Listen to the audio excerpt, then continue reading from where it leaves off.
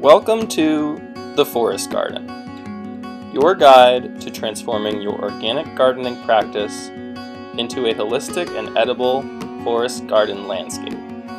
On today's episode of The Forest Garden, Ben and I will be discussing some of our favorite seed companies and seed-saving organizations that we think you should consider sourcing material from for the coming spring. I'm not sure about you listeners, but for me, this time of year is when I start to get that itch to start mentally preparing for the upcoming growing season. Seed catalogs will start hitting mailboxes over the next couple of months, so now's the time to subscribe to the standout organizations that we'll be highlighting in this episode. Hello, everyone. Welcome to another episode of the Forest Garden podcast with Mike Amato and Ben Bishop. If you're listening to this right now, it's probably winter time and you're like us thinking about the following spring and all the plants you want to grow. Maybe you have some seed catalogs or people on Instagram are inspiring you to grow new stuff, or maybe you just want to explore and be the first one to grow something of your community. Whatever the case, this episode, we're going to talk about our favorite places to order from and things we're excited about for next year. I don't know about you, Mike, but for me, I get a little bit obsessive in the wintertime about like planning for the following spring. Like I get that itch and just can't wait to start ordering and collecting and looking for something weird and rare or delicious and new, colorful and different. And so I dive pretty deep. And over the years, I've gotten a pretty big collection of nurseries and seed catalogs and sometimes just hobbyists, people that I know that have amazing collections that share online. I think you have a pretty extensive list as well. So I think there's a lot we're going to add today, a lot of value that we can add to people who are listening, who want to expand their palette of nurseries and catalogs to order seeds from. It's a lot of fun. You can get carried away sometimes, and some people late at night, they order and wake up the following day and be like, what did I order last night when I was in the zone? But for me, sometimes I have to cancel some seed orders because I get carried away. It is really easy to get carried away when you enter into the online manic plant mode. I've definitely been there myself. I would say that before we even sort of jump into all of our favorite nurseries, just a reminder to our listeners, it is always best to source from your local nursery if the plants at your local nursery are also locally sourced. If you go down the road and purchase plants or seeds from your local source, you should ask around and ask where the plants were grown, because a lot of the times, depending on where you live, it's possible that the plants come from very, very far distances from where you actually are based. So sometimes shopping local isn't really shopping local. That's sort of an argument for ordering online from people who you know are really doing great work. At the same time, any plant that's adjusted to your local ecosystem, your local climate is going to perform best for you. So before scouring the internet, or maybe before taking all these recommendations that we're going to give you, look around in your neighborhood and ask, and don't be afraid to ask questions like, hey, was this grown by you? It wasn't grown by you. Okay, where was it grown? You don't know? That might not be the best. But anyways, so today we're going to talk about some of our favorite seed catalogs, some of our favorite nurseries. Once the seed catalogs start hitting you in like February, depending on what nursery or what seed company it is, it can get really sort of salivating. I suggest caution in ordering too much all at once. It's best to have some restraint in this practice, which Ben and I are not always the best at in terms of restraining ourselves, but do as we say, not as we do. And yeah, let's jump right into it. Do you want to start us off? Yeah, I think I'll probably talk more about some seed companies because, for me in this chapter of my life, where for a couple of years I was doing, or more than a couple, maybe like 6 or 7 years, I was doing a forest garden in a permanent spot that I owned, but now I'm a bit more mobile. I'm more interested in seeds and seed treatments and germination and starting seedlings. And so that's been my world for the last 2 years.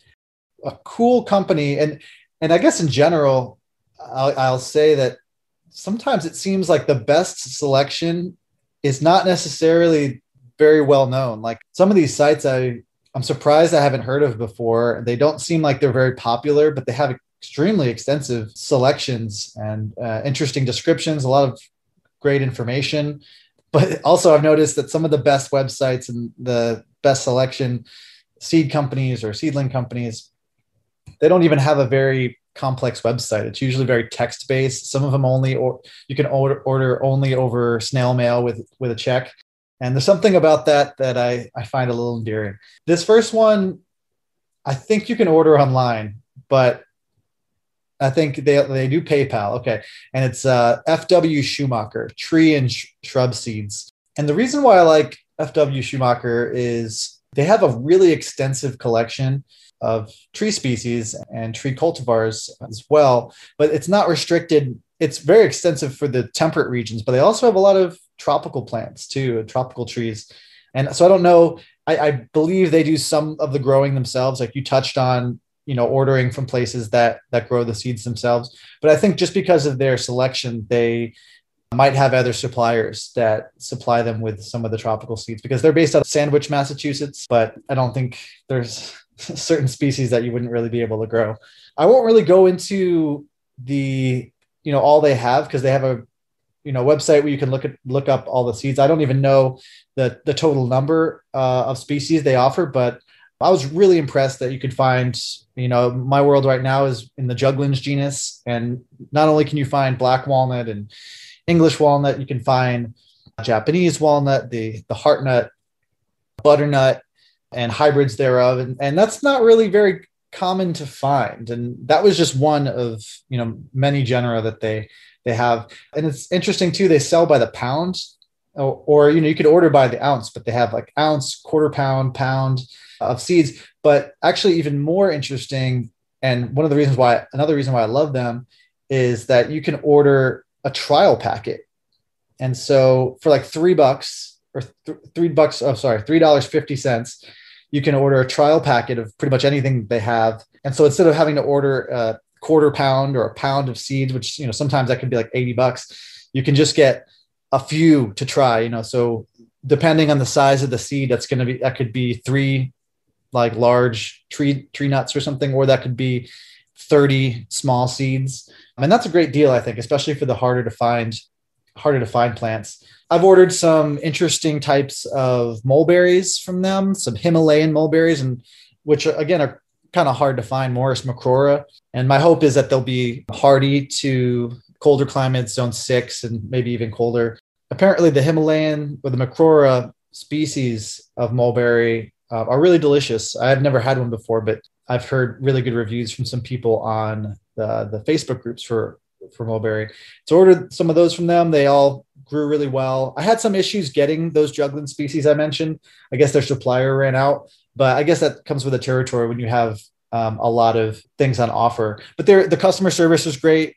The person who does the customer service is just like one lady, and she's got a thick Boston accent, but she's really nice. And she made sure that I got my order or as much as they could fill of my order. So I would suggest checking them out. I've got a lot of good things to say. Again, the selection's good, the customer service is good, and they're really flexible with their seed quantities that you can order from them. Yeah, they're a very, very cool organization. We've never talked about this before, but I also know them, and Sandwiches on the Cape, and actually a place I've spent a lot of time in my life. So I was very surprised to discover that there was this epic seed company like hidden in the sandwich that You ordered from them before? No, I just communicated with the owner. I had, this is maybe, completely wrong, but I thought that some of their stuff was a little pricey, I guess. But also I think it's kind of aimed more at like commercial growers than home gardeners. So that's something to keep in mind, is that some of these companies are going to have different people that they're catering to. And probably the reason why this stuff is a little expensive sometimes is because it is really rare, and they're dealing with people who are trying to grow out an entire field of whatever juglans species, for example. Because you like the prices you're talking about. Like if I want to look up Pinus coreana, or excuse me, Abies coreana, if you look at the website, it says like $37 is the cheapest you can buy, the lowest quantity for an ounce. But then you can go on there and again, buy that $3.50 seed packet and get, a small little handful of seeds from them. And that's usually what most people need anyway. So don't get scared away by the prices on the website. If you're looking just to grow out, a few seeds, you can totally get that. That's a good point. I guess I didn't even notice the trial packet thing. So I guess they're just sort of aimed at bulk people who are buying in bulk. But anyways, moving on. If I'm going to name drop a nursery or seed company, I guess they're actually both. I think the first one that comes to mind for me is Fedco, which is a co-op, really cool co-op seed company based in Clinton, Maine. All things New England represent. Big fan of a lot of seed companies that are New England based, but this is like the cool one. The catalog that comes out a couple times. They have a few different catalogs that come out. My favorite is the one that comes out for the fall ordering plants, which is like it's not the seed catalog per se, but the seed catalog is really cool too. And part of what makes it so cool is like the history of the organization and the little bits of information that they throw in, like personal stories about how they stumble across one type of seed or a funny thing that happened one year. And it just has like this real humanism to it that's really nice. It was founded by basically hippies in the 70s during the Back to the Land movement. And that concept of back to an agrarian lifestyle is very much a part of the organization today. It's a really, really awesome organization. Supporting them is, you can feel good when you spend however much money ordering from them, because the money is going to some really amazing people and a really, really fantastic organization. In terms of like what they carry, it's not going to be like FW Schumacher in terms of like all these very interesting, rare, some people use the term exotic plants, but it's going to have an incredible diversity of interesting annuals and perennials and seeds or, bare root stuff. It's such a variety of things that you can order. There's also one thing that's probably the coolest thing about them is that the director or the guy who started it all was, I think his name is C.R. Lawn. I don't remember what CR stands for, but he had this big thing for rare apple cultivars. And they have like the most extensive list of interesting, you've never heard of apple cultivars in a single catalog, like ever. I'm on the page right now. It's really extensive. And they break it down by like cider apples and then ones for fresh eating. And they've got different categories and they have a lot of description about each variety. This is great. Yeah, the apples, I mean, and personally, I'm not even a huge fan of apples in terms of all the different types of fruit that you can plant in your landscape, especially in New England. Like apples are popular, and I love cider. I like to make my own cider. My grandfather had a cider press, and I think he tried it once and was just like, this is way too much work. How do people do this? And actually, a lot of cideries just use apple juice. They don't even like press the apples themselves, which is interesting. But anyways, I'm not a huge fan of apples, but seeing that list, I was like, oh my God, like some of the descriptions of those like, especially the apples that ripen later in the season are the ones that you like are supposed to harvest in December, and then they just get better as they age. It was mind-blowing to read all into it. And like I said, just like the level of care and information that goes into the catalog, there's so much info in there. And I just like, it's like bedtime reading. Like I'll just like lay in bed with my light on, just like delving into like all these apple cultivars I've never heard of, like Northern Spy, or I don't know. There's so many cool ones. And there's like little illustrations. Another thing is it's not a color catalog, which a lot of people like a color catalog because it's printed in full color, and how cool is that? It's like it's candy for your eyes. But you should also beware that, because often the most colorful, eye-popping, grab your attention fruit or vegetable might not be like the tastiest fruit or vegetable. It might just be really aesthetically pleasing, which kind of falls into that category of things that are going to be on the shelf in your supermarket and grab your attention, so we want to buy it. Consumers like things that are colorful, but really, we should be selecting for taste and for storage quality and for disease resistance, and not necessarily how red the tomato is. It also seems that a lot of the nurseries and catalogs that I've come across, some of the larger ones that do have the more colorful spread like that, I feel like sometimes they just try to hard sell everything. And, you know, you have these beautiful photos and these descriptions that say they're the best tasting or the number one producer. And I feel like a lot of it's exaggerated. And some of the more understated catalogs that just want to inform you about here's the varieties, here's the species that we offer, and here's what they do well. Here's what to look out for. I appreciate more than the ones that try to sell you on everything. Exactly. And I couldn't agree with you more. Fedco is one of those really honest seed catalogs that it's like they offer so many things and they'll say in it, this is not the apple for everyone. Like this apple is very specific for XYZ thing and it's susceptible to these various diseases. Like this could be a problem apple for you. There are better options, but we love it for these reasons. And yeah, you're right. A lot of the times that's not the case. It's just heavy marketing and just really like this is the best for these reasons, and they don't tell you the other 6 things that are not not the reasons to pick it. But Fedco definitely does. So huge shout out to Fedco. They're awesome. I haven't been to their nursery or seed. I don't know. I haven't been to their physical location. Let's just say that. And I would like to, but one day. Okay, I'm gonna give you another weird one. Or I guess the Schumacher wasn't too weird, but I'm on their website right now, and it's still very much text-based. This is the one of my favorites. Not appropriate for everyone in all climates. And this one's called Sacred Succulents, and they're out of Sebastopol, California. And they specialize in, man, how do I describe it? It's not just succulents. They do a lot of succulents. They do a lot of cacti, but they do Central American, South American, and even like temperate South American, like Chilean plants. And it's just a really interesting collection of trees and species. Most of them I've never even heard of before.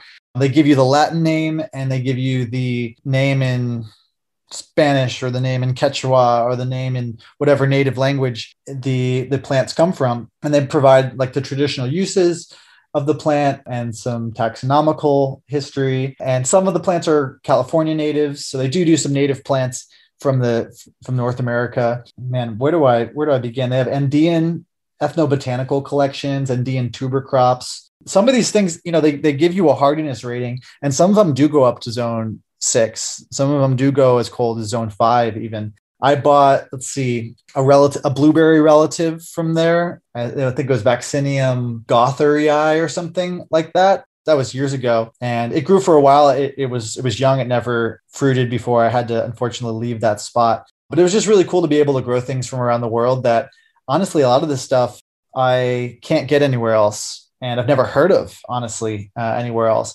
One of the plants that I still grow from this catalog, I bought some seeds of a type of goji berry that produces large leaves I think we might have mentioned it on one of our past episodes, and I post about it on Instagram sometimes. It's a goji berry that produces large leaves and stems that are really great for eating as a vegetable. Extremely, extremely nutritious, very high in vitamin E and other minerals. It's a Lycium barbarum, while a lot of the other edible leaf goji berries are Lycium chinense. And so, you know, even within that niche category of edible leaf goji berry plants, they have the one that's like different than the one everyone else is growing because it's a different species. So that's just an example of what they have. And they've got medicinal categories for medicinal plants, edibles, ones of other interest. They've got ones that apparently I can't recommend them for people, but some plants that are used ceremonially or for hallucinogenic purposes. There's blueberries on here that apparently make you feel like you're flying. So that sounds interesting. I don't know if I'm going to order that plant, but if you're interested in these sort of things, check out Sacred Succulents. Very low tech website. They do auctions where they put up plants for sale. Usually that's more of their cacti and succulent selection. They do auctions for certain new plants or even plants that they've offered in the past or are going to stop offering, and they put them up for sale at a reasonable price and see what people bid. So it's kind of a fun community of plant geeks like us. Very cool. Really, I like how diverse our recommendations are. And I think we might have even covered like a few episodes ago. I'm not sure if it's going to be released before or after this episode, honestly, but somewhere at some point we talked about just really briefly some of our favorite seed companies. And I think you mentioned it back then too. So for our listeners, there might be a little bit of overlap.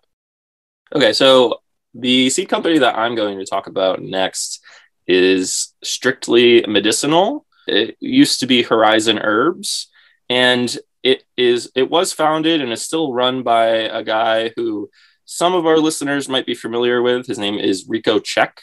He's pretty well known in the medicinal plant community. If you ever take a class in traditional medicinal uses of plants, it's pretty likely that some of his books will be on the list for the course. He wrote several, but Making Plant Medicine is a pretty popular one, or Growing at-Risk Medicinal Herbs is another popular one. He also did the Medicinal Herb Grower. But yeah, so a very, very knowledgeable guy. And the Strictly Medicinal Seed Catalog, similar to Sacred Succulents, has just a ridiculous amount of information in it. Well, actually, similar to Sacred Succulents, it has a ridiculous amount of sort of hard to find, rare, or unusual plants or plant seeds that you can order from them, or just ones that sometimes are pretty common, but you didn't recognize how useful they were. And the seed catalog just has a ridiculous amount of information about why that plant is important and what its beneficial uses are, what you can use to make with it, etc. And really an emphasis on medicinals. So for our listeners, a medicinal plant is just a plant that serves some sort of purpose. It could be for making a salve. You could make a tincture out of it. It's not always an edible plant, but it might function in a bunch of other ways. Like you could dry some of the leaves and make a tea from those dried leaves, for example. And that tea might help with rheumatism or any number of unusual beneficial properties that it might have. So also, Rico Check has a lot of plants that are used in traditional Chinese medicine. So in the seed catalog, frequently it will reference TCM. That's what TCM stands for, traditional Chinese medicine. So it's just a very, very cool catalog, similar to the Fedco catalog. It's all in black and white. It has a ridiculous amount of information. I read it cover to cover before I even decided to order anything. And a lot of the plants in there you could source from a different nursery, perhaps. Like just because I'm recommending strictly medicinal doesn't necessarily mean that you always have to order from this one seed company. But it's also just good to pick up the catalog, because of all the information in there, you'll learn so much from it. And then you could be like, oh my God, I already have this plant in my backyard. I could have been using it for all these different things. Like, who knew that I could use plantain to like put on a bee sting or something like that. So really, really, really useful. And in terms of all of the varieties in there, like you might have chamomile growing on your property, but did you know that there's different types of chamomile that Rico Check has all of? Yeah, I think there's actually 4 or 5 types of chamomile that he offers, but you just like have never heard of them. And some of them are selections that they made on their own property. Like they have a bunch of different types of valerian, and one of them is just called Home Stash.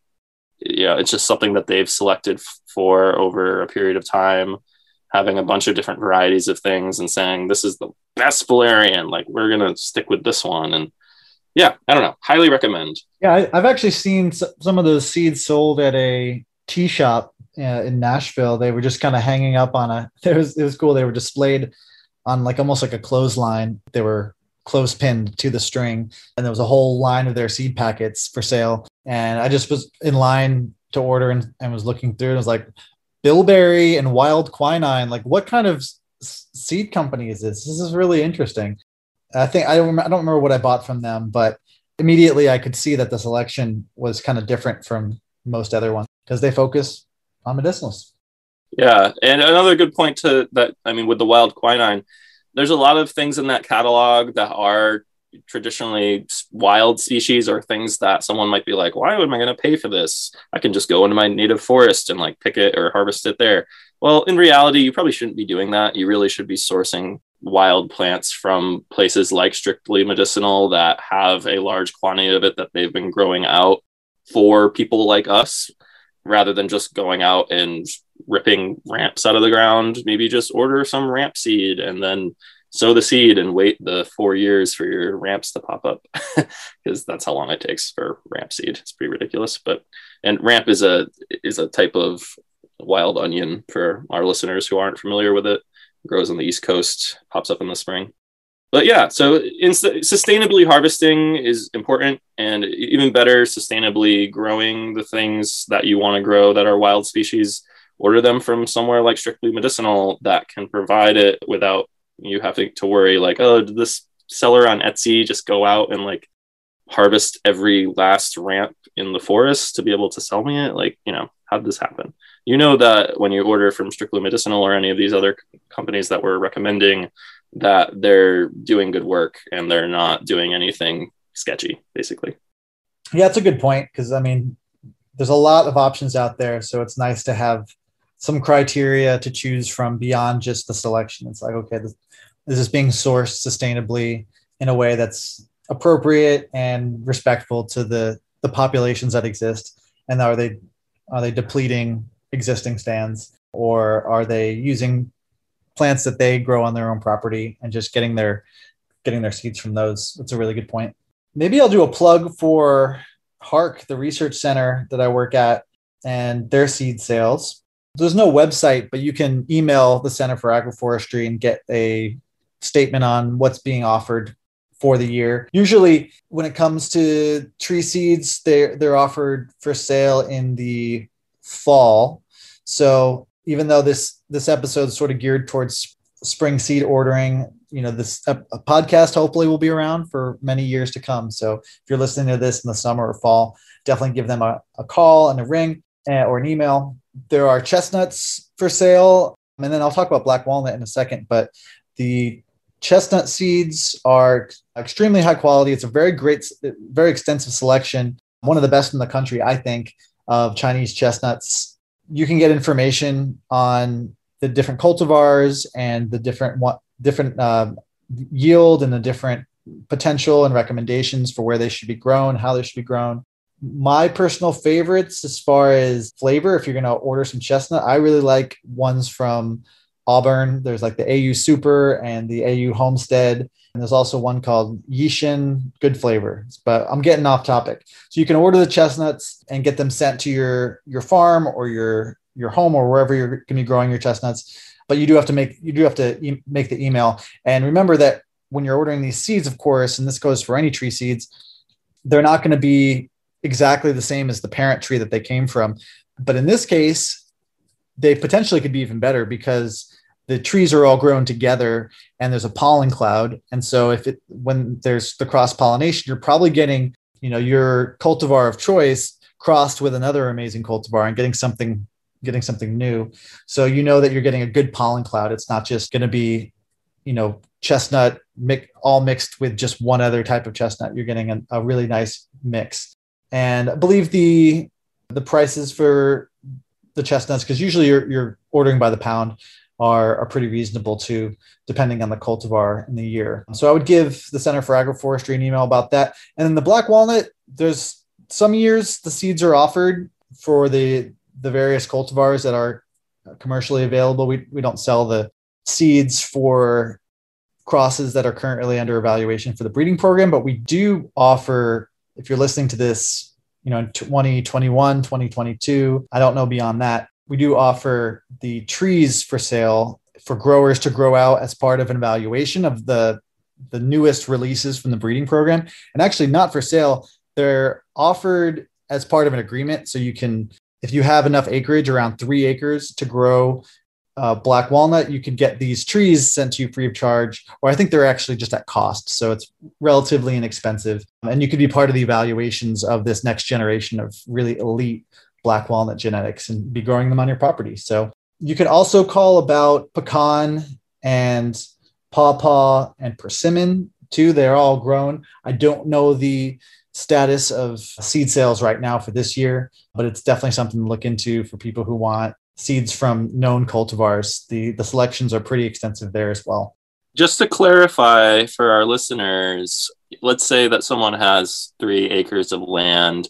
how many trees are they committing to growing in that situation if they want to hop on the train? Well, let's see. So there's 9 different cultivars. You're expected to grow all of the cultivars in the space. We're talking about at least 100, maybe 150 trees.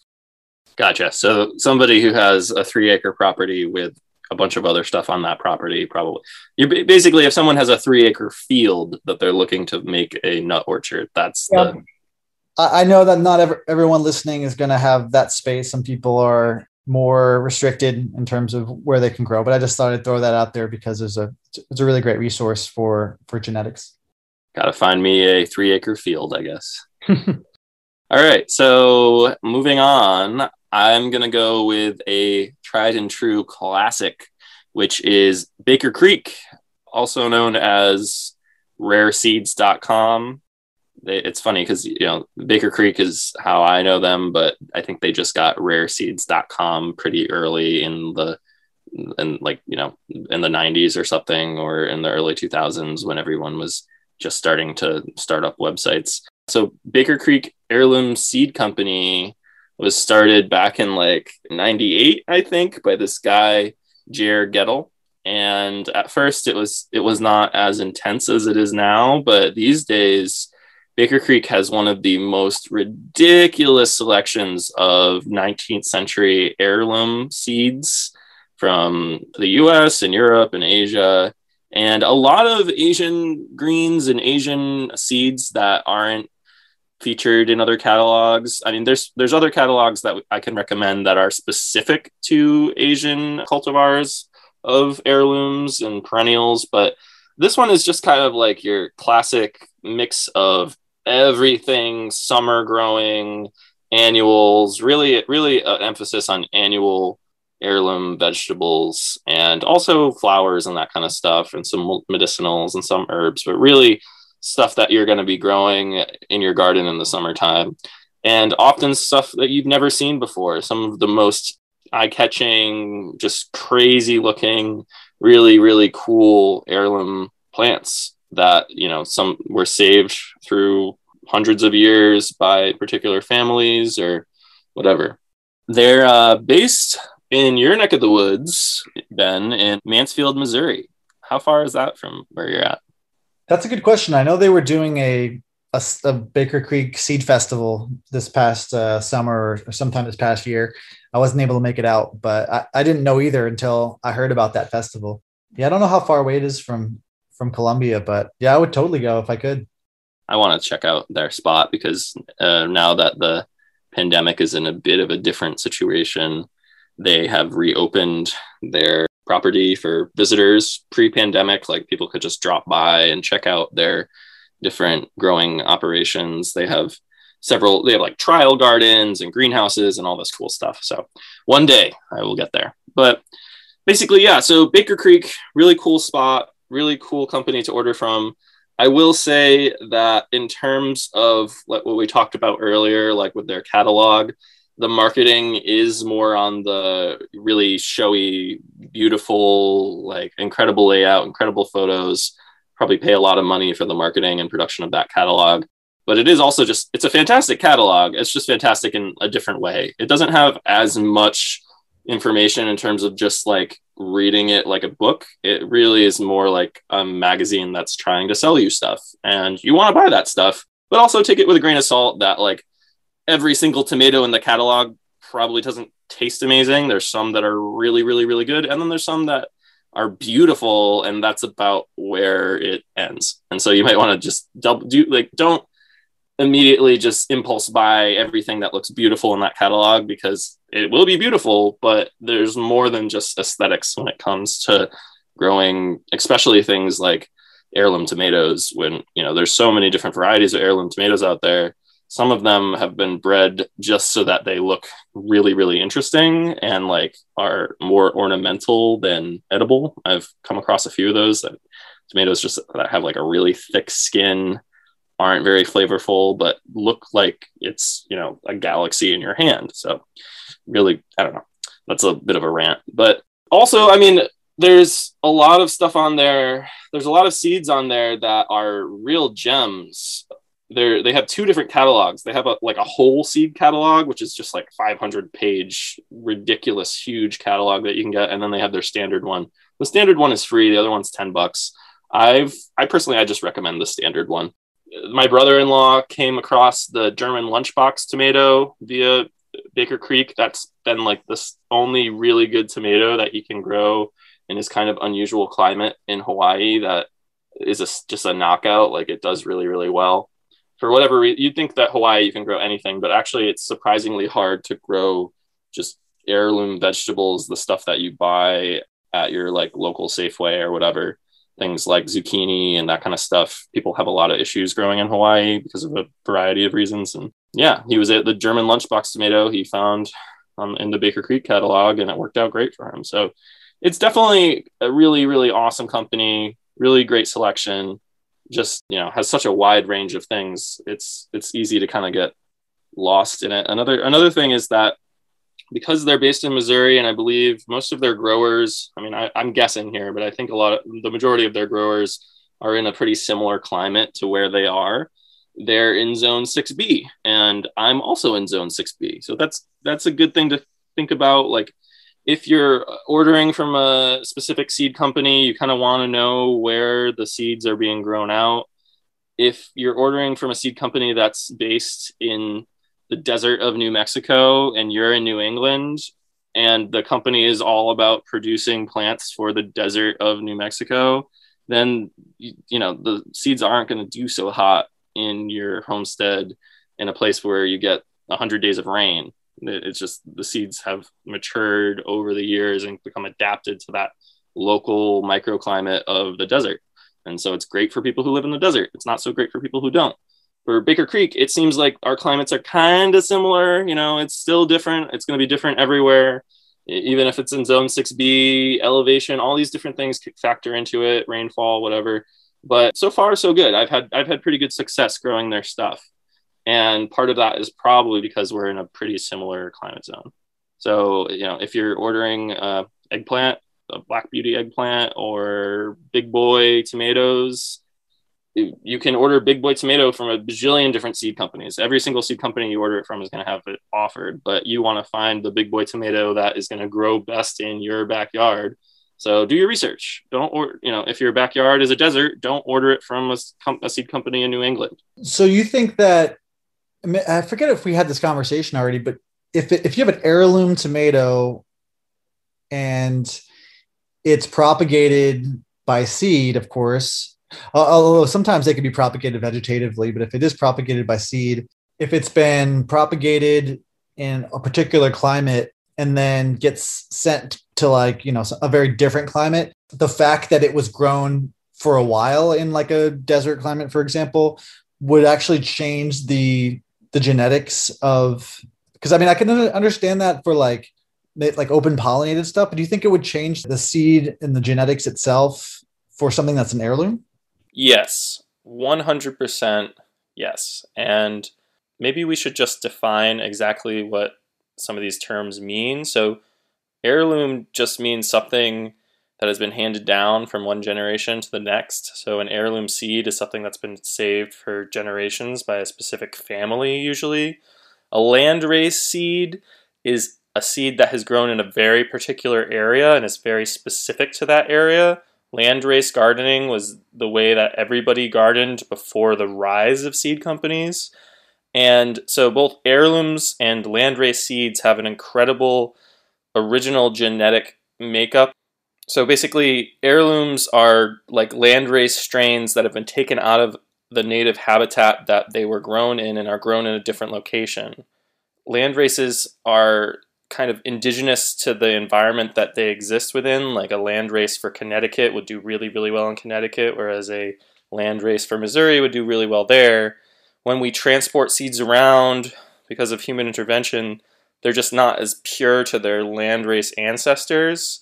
But still, comparatively, when we compare hybrids to heirlooms, heirlooms possess far more of the original genetic makeup of what that plant was that someone selected it for from wherever it originated from. So most of the stuff in their catalog is open pollinated also. Okay. But yeah, 100% in terms of if you grow out a seed in your backyard and save that seed for 10 years, it's going to perform better than any other seed that you find from whatever company. And that's the whole basis of the idea of landrace gardening or creating a landrace. It's just essentially if I made a Micamato landrace tomato, it'd just be a tomato that I grew on my property in Zone 6B, Southern New England, within a certain distance of the Connecticut River for a long time. And it became the most acclimated to the pests and diseases and fluctuations in temperature and rainfall in this area that I'm growing it in. That's pretty true across the board. I'm not an expert. I don't claim to be, but from what I understand, it's important.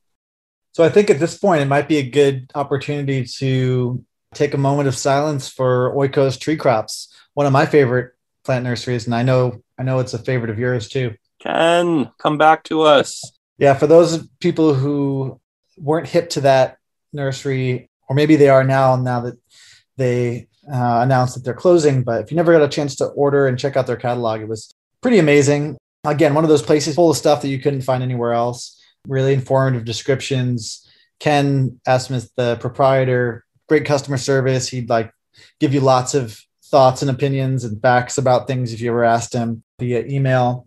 Every once in a while, I'll get a plant that didn't do anything from them.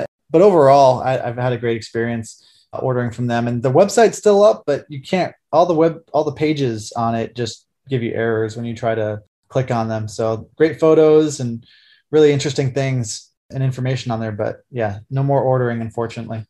Live from the studio. Hey, everyone. So this is a 2022 update that was added in to this episode. We'll go back to the conversation in a second, but just an update about Oikos Tree Crops. Ken, I think, was looking to sell it, but then now in 2022, the website is functioning and you can order seeds and scion. And I believe that there's every day more and more trees being added to the mix and different seeds and scion available. It's just a growing catalog. So definitely check it out. Oikos is awesome. I believe it's just transitioning into a sort of different business model where in the past you would order bare root plants, but now it's more of a seed and scion ordering situation. Okay, back to the show. Everything after this is going to be the original conversation that was recorded last year in 2021. Yeah, it's a sad day. I remember when we talked about this earlier in the year. It's just so sad to see any sort of really, I don't know if permaculture is the right term, but let's just say permaculture focused organization sort of retire or stop their production. I mean, Ken is getting, I think he's probably in his 60s, maybe 70s. So I get it, but it'd be cool if somewhere down the line, somebody else could kind of step in and start offering some of the plants there. That place also should just be like a national historical landmark based on how biodiverse it is. Everybody should follow Ken on Instagram. It's just Oikos Tree Crops. He's been posting quite a bit recently, and it is insane the amount of cool, just crazy plants that often it's Oikos Tree Crops. So often trees that he planted like 30 or 40 years ago, and you get to see the habit of whatever black walnut variety versus the heart nut variety he has next to it. And I don't know, it's a whole different level of nerdery for me. Man, it'd probably be a really good time to go visit, honestly, right now, right during harvest. Yeah. A cool place to check out. For sure. Another one I think we could probably both talk about is the Experimental Farm Network. Oh, that's a good one.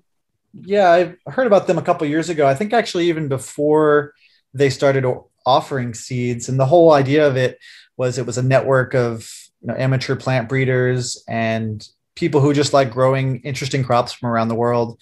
And the idea is to try to bring to light some lesser known crops that have a lot of potential for agriculture, both on a homestead scale, but on a small scale farm perspective too. Yeah, I think it's grown quite a bit since then, and they have a really interesting catalog. Do you want to talk a bit about Experimental Farm Network? Have you ordered from them before? Oh, yes, I have. It's actually probably like the first seed organization that I got really excited about and kind of set me on this journey into plant nerdery. They are an awesome, awesome organization.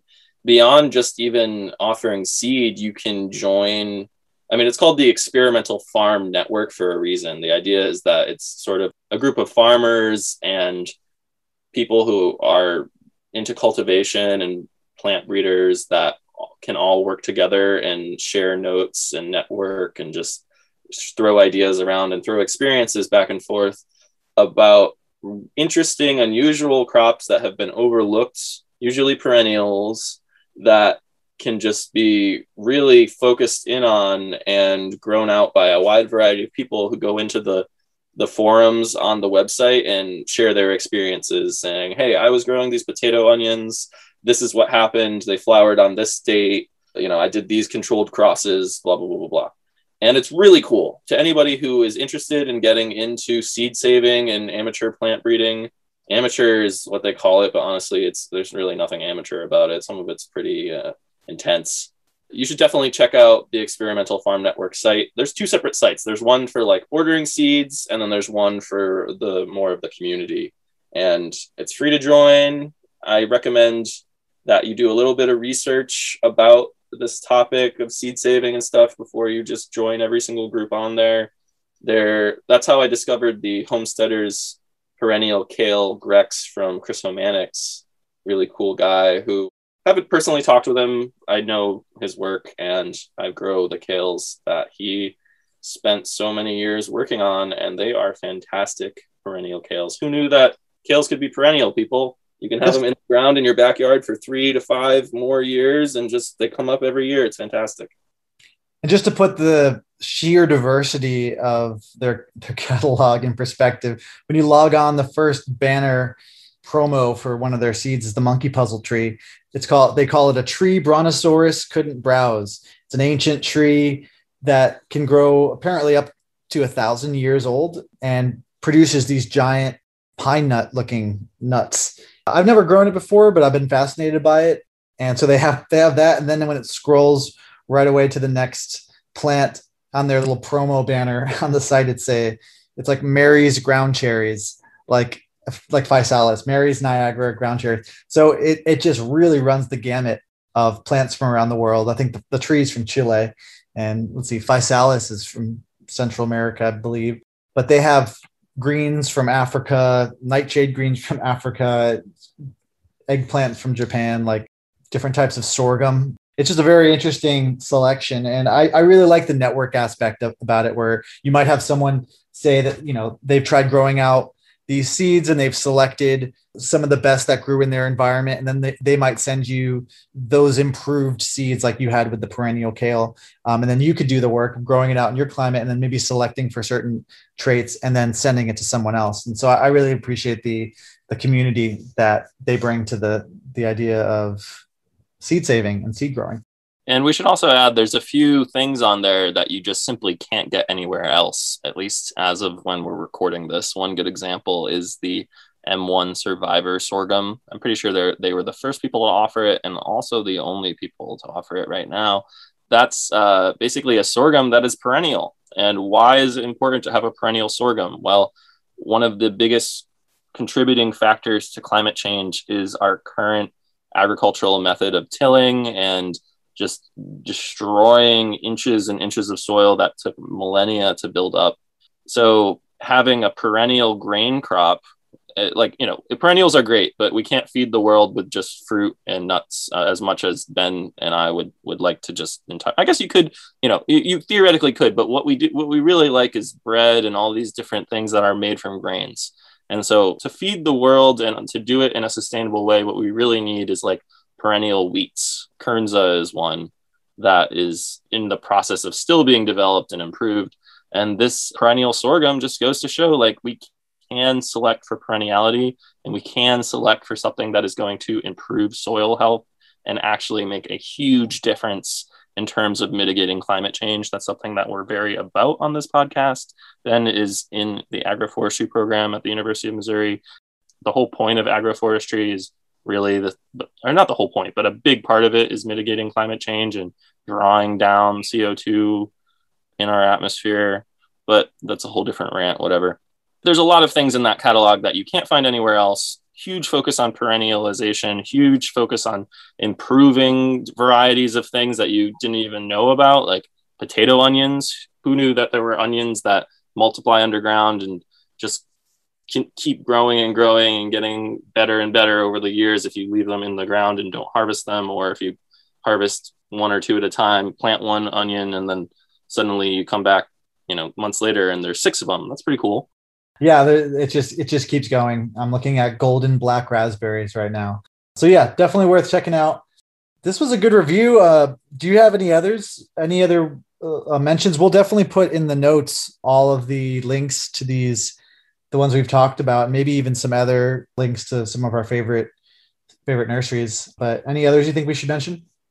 I think that this is probably a good place to stop. We could have a 14-hour long episode where we talk about all of our favorite organizations.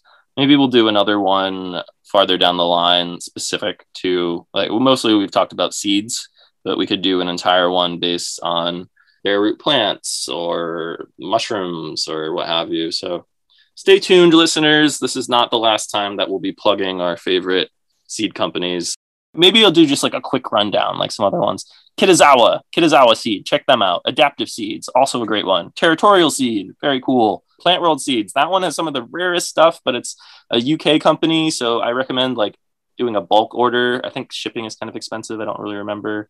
Superseeds.com, a lot of really awesome perennial vegetables. Same thing with Amka Seed, AMKHA. I've ordered quite a bit of stuff from them. Really interesting diversity of options. Seed Savers Exchange, really, really cool organization. Same thing with Southern Exposure, SESE. They're a different seed saving company. And also High Mowing, JL Hudson. That JL Hudson is an awesome one, kind of very similar to the Shoemaker. Yeah, huge collection there. Yeah, JL Hudson, their catalog is a trip. He's got some very strong opinions about the way we treat seeds in this country. But yeah, that's probably it. I like I said, I could go on and on and on. There's another 100 different seed companies to recommend, but that was a pretty good rundown of some of the standouts. All right, everyone, enjoy this time of year where you're planning and making your purchases, and try not to get too carried away, but also have fun and happy growing. See you next time.